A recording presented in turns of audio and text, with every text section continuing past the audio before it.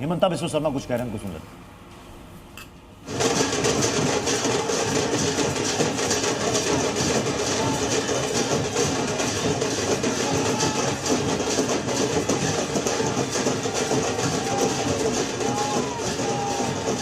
तो असम के नतीजों के बाद 101 यानी कि सेंचुरी जड़ने के बाद हेमंता बिस्वा शर्मा की ये पहली झलक, पहली तस्वीर अब आपको दिख रही है। विक्ट्री का साइन दिखाते हुए हेमंता बिस्वा शर्मा काफी मुखर थे, काफी अग्रेसिव थे इस पूरे कैंपेनिंग के दौरान।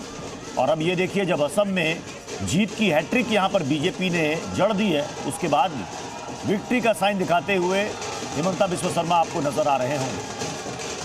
बंगाल में देखिए बीजेपी का डबल सेंचुरी, बीजेपी की 203 सीट, यहां पर सेंचुरी असम में 101 सीट, यानी कि दोनों ही जगह 3 डिजिट में बीजेपी यहां पहुंच गई है।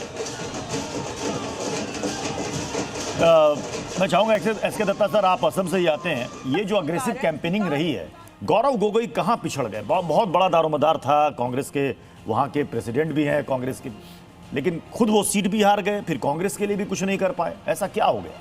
बहुत सारा कारण है। एक तो है कि आपका जो पावन खेरा जी का जो इशू है वो तो बहुत बड़ा कारण था। इसके साथ साथ आप अगर इतिहास उठा के देखेंगे, गौरव गोगोई के पिताजी तरुण गोगोई आसाम के मुख्यमंत्री होते थे कांग्रेस से।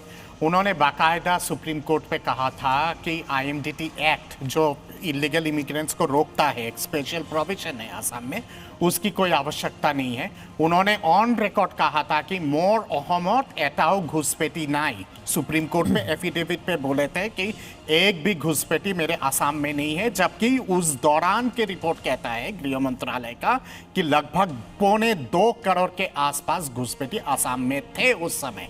इसके साथ साथ ऑपरेशन सिंदूर के बाद जब गौरव गोगोई की मिसेस के ऊपर गंभीर आरोप लगे कि वो पाकिस्तानी एजेंट है और उनके जो एनजीओ है वो पाकिस्तान फंडेड है, कांग्रेस ने उस पर किसी तरह का स्पष्टीकरण दे नहीं पाए। आसाम पे जब घुमा हूँ, वो मेरा जन्म स्थान है गुवाहाटी, मैंने पूछा आसामिया लोगों को, अरे कुने लागे, कौन चाहिए?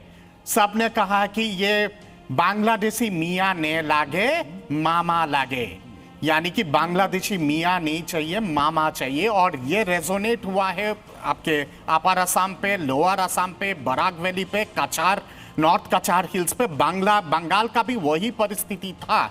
ये दोनों जो बॉर्डरिंग स्टेट है ना, दोनों बॉर्डरिंग स्टेट का बहुत गंभीर विषय है घुसपैठियां।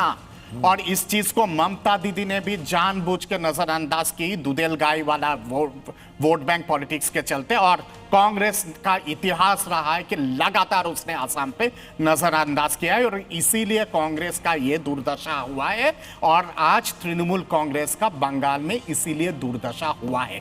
जब वहां के प्रदेश के लोगों का, स्थानीय लोगों का भूमि आप छीन लोगे, उनके संस्कृति पे जबरन कब्जा करोगे, धर्म परिवर्तन करवाओगे, कत्लेआम मचाओगे, मंदिरों को खंडित करोगे, देवी देवताओं को, मूर्तियों को खंडित करोगे, तो आप क्या सोचते हो कि लोग चंदन से आपका